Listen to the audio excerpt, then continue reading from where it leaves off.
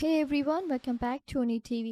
Episode के शुरुआत में जून की इलेक्शन कैंपेन दिखाई जाती है। कैंपेन खत्म करने के बाद जब दोनों कार में बैठते हैं, एना का बहुत ही जल्द उसकी और जीवन की कंट्रोवर्सी को लेके उसका इंटरव्यू होने वाला था।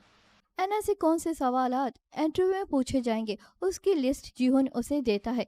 साथ में उसे ये भी कहता है कि इंटरव्यू के दौरान सिंपैथी के लिए तुम थोड़ा रो भी लेना। आगे न्यूज़ में ये बताया जाता है कि जीवन के पहले एक बीबी और बेटा है।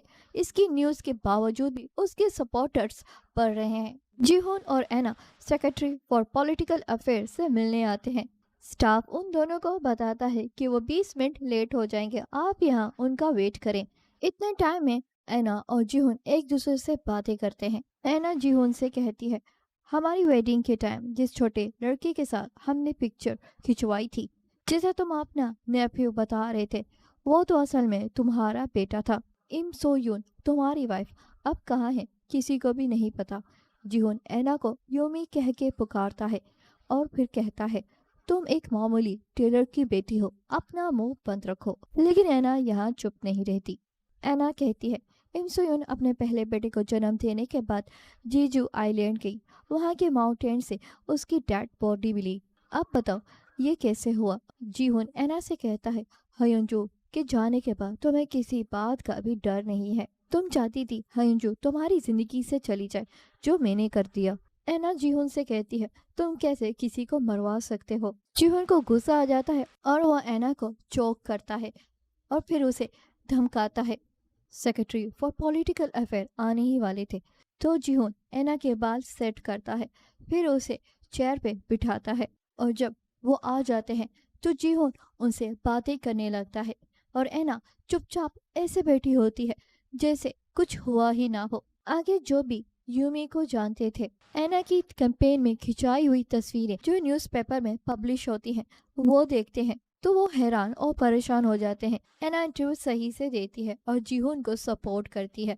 जीहोन के बेटे को अपना बेटा कहती है, जिसे उसे बहुत सारी सिंपैथी मिल जाती है। बाद में एना सेक्रेटरी यूमी के साथ अपनी मॉम से मिलने जाती है, लेकिन उसकी मॉम अब उसे पहचानती भी नहीं है। जीवन के पास फ्लैश ड्राइव था और जैसे ही वो उसे अपने लैपटॉप में डालती है, उसे जीवन के सारे बुरे कामों के बारे में पता चलता है। सीन फ्लैशबैक में जाता है और हमें दिखाया जाता है जब एना जीवन से सुबह उसके घर मिलने आई थी। जीवन एना को बताती है कि मुझे पता है कि तुम एना कैसे बनी हो। साथ ही उसे ये भी पूछती है, तुमने ये सब क्यों किया। एना कहती है, मुझे हयुनजू से जलन होती थी। वो आगे ये भी कहती है, पहले मुझे डर लगता था कि कहीं मेरी सच्चाई सामने ना जाए, लेकिन अब नहीं लगता। मैं चाहती हूँ कि तुम मेरे बारे में लिखो। एना उसे फ्लैश ड्राइव देती है जिसमें जीहोन के सारे बुरे काम और एना ने रिच फैमिली से उनके बच्चों को अच्छे ग्रेड या कॉलेज में एडमिशन दिलवाने के लिए उनसे जितनी भी रिश्वत ली थी, उन सब का एविडेंस उस फ्लैश ड्राइव में होता है। एना जीहोन को ये भी बताती है कि हयंजू की मौत सुसाइड नहीं थी और न ही जीहोन की पहली बीवी की मौत एक हादसा थी। एना उसे बताती है कि मैंने गोस्ट राइटर बन के अपने ऊपर नेगेटिव आर्टिकल लिखा था। जीहुन की पहली बीवी है और उसका एक बेटा भी है। ये न्यूज़ मैंने ही लीक करवाई थी। मैं आगे ये चीजें लाना चाहती थी, लेकिन मैं फिर रुक गई। अच्छा होगा अगर तुम ये एविडेंस इलेक्शन होने के बाद पब्लिश करो। जीवॉन कहती है, तुम अब ये सब कुछ मुझे क्यों दे रही हो। एना उसे कहती है, सिर्फ तुम ही हो जो मुझे यूमी के नाम से जानती हो। जीवन एना से कहती है, अगर मैं ये पब्लिश कर दूंगी तो तुम्हें इसके लिए जेल हो सकती है। एना उसे कहती है, तुम फिक्र मत करो, मैं सरवाइव कर लूंगी। जीवन जब बाद में फ्लैश ड्राइव में फाइल्स ओपन करती है तो उसे जीहुन के फ्रॉड और मनी लॉन्ड्रिंग के सारे एविडेंस, सिर्फ जीहुन के ही नहीं बल्कि एना के, जो उसने रिच फैमिली के बच्चों को अच्छे ग्रेड्स या उन्हें कॉलेज और यूनिवर्सिटी में एडमिशन दिलवाने के लिए जो उनसे उसने पैसे लिए थे, उन सब के सबूत मिलते हैं। एना जब अपनी माँ से मिलने के बाद घर वापस आ रही थी तो वो सेक्रेटरी यूमी से कहती है, जिस पेशेंट से मैं अभी मिलकर आई हूँ, क्या तुम उसका ख्याल रखोगी। और वो हाँ में जवाब देती है। नेक्स्ट डे एना जब जीहोन के साथ कैंपेन में थी तो वो सेक्रेटरी यूमी को जॉब से फायर कर देती है। कैंपेन के बीच में ही एना को नर्सिंग होम से कॉल आती है और उसे बताया जाता है, जिस पेशेंट से आप मिलने आती है उनकी तबीयत ठीक नहीं है और उनका बच पाना मुश्किल है। तभी इलेक्शन के रिजल्ट का अनाउंसमेंट होता है। اور جیہون میئر آف سیول سلیکٹ ہو جاتا ہے۔ یہ سن کے پارٹی کے لوگ اور باقی سب سیلیبریشن کرنے لگتے ہیں، لیکن اینا اپنی موم کی نیوز سننے کے بعد اداس ہو جاتی ہے اور اسٹیج پہ چپ چاپ کھڑی رہتی ہے۔ جیہون اور اینا جب گھر واپس آتے ہیں تو جیہون کا مینیجر اسے بتاتا ہے کہ آپ دونوں کی فلائٹ کیلیفورنیا کے لیے صرف 2 گھنٹے کے بعد ہے، اور جہاں آپ کا بیٹا ہے وہ جگہ کافی دور ہے، تو بہتر ہے آپ خود گاڑی چلا کے نہ جائیں۔ لیکن جیہون کہتا ہے میں خود ہی ڈرائیو کر کے اپنے بیٹے سے ملنے جاؤں گا۔ ورکرز کے جانے کے بعد اینا جیہون کو بتاتی ہے کہ اس کی موم کی کنڈیشن کریٹیکل میں ہے اور اسے اپنی موم کو دیکھنے جانا ہے، لیکن جیہون اسے اپنی موم سے ملنے بھی نہیں دیتا۔ بعد میں دونوں ایئرپورٹ کے لیے نکل جاتے ہیں، اور جب دونوں ایروپلین میں بیٹھتے ہیں تو اینا کو نرسنگ ہوم سے دوبارہ کال آتی ہے، اور اس بار اسے بتایا جاتا ہے وہ پیشنٹ اب اس دنیا میں نہیں ہے۔ یہ سننے کے بعد اینا رونے لگتی ہے۔ سان فرانسسکو میں پہنچنے کے بعد جیہون کار رینٹ پہ لیتا ہے اور انشورنس کا بہانہ بنا کے وہ اینا سے اس کا پاسپورٹ لیتا ہے۔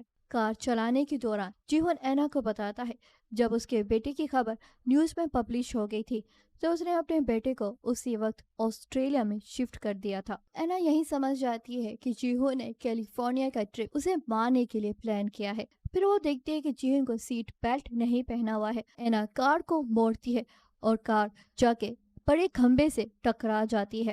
کار ڈیمیج ہو جاتی ہے اور اسے دھواں نکلنے لگتا ہے۔ اینا کار سے نکلتی ہے، پھر جیہون سے اپنا پاسپورٹ لیتی ہے۔ جیہون کار میں ہی پھنسا ہوتا ہے۔ اینا پھر فون پہ سگنل ڈھونڈنے کی کوشش کرتی ہے۔ سگنل ملنے کے بعد اسے جیوون کا میسج آتا ہے۔ جیوون اسے میسج میں بتاتی ہے کہ وہ سارے ثبوت لے کے پروسیکیوشن کے پاس گئی ہے، لیکن کوئی بھی اس کی مدد کرنے کے لیے تیار نہیں ہے۔ اینا سمجھ جاتی ہے کہ پولیس جیہون کے خلاف کوئی بھی ایکشن نہیں لے گا۔ جیہون آج اگر یہاں سے بچ گیا تو اس کی لائف خطرے میں پڑ جائے گی۔ ادھر کوریا میں جیہون کی سچائی سامنے لانے کے لیے پروسیکیوشن کی بلڈنگ کے ونڈو کے باہر کھڑی ہو جاتی ہے تاکہ وہ میڈیا کی اٹینشن لے کے سچ سامنے لائے۔ اینا اپنا سکارف اتارتی ہے اور اسے بیگ میں ڈال کر آگ لگاتی ہے، اور پھر وہ جلا ہوا بیگ جیہون کی کار میں پھینک دیتی ہے اور کار میں آگ لگ جاتی ہے، جس سے جیہون مر جاتا ہے۔ جیہون کے مرنے کی خبر نیوز میں آ جاتی ہے اور یہ بھی بتایا جاتا ہے کہ جیہون کی وائف اینا کو ڈھونڈا جا رہا ہے، لیکن وہ کہیں بھی نہیں مل رہی۔ پھر کچھ عرصے کے بعد ایئر 2020 دکھایا جاتا ہے اور اینا کینیڈا میں رہ رہی تھی، اور وہ کینیڈا امریکہ سے پیدل چلتے ہوئے پہنچتی ہے۔ وہ وہاں کے لوگوں سے بھی جھوٹ بولتی ہے کہ وہ چائنیز ہے۔ اینا کینیڈا میں کورین نہیں بلکہ چائنیز بن کے رہ رہی تھی۔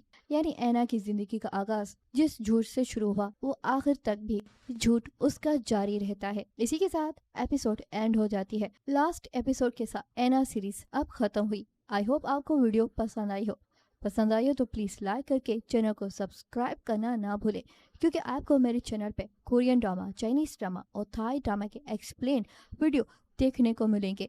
Thanks for watching and take care.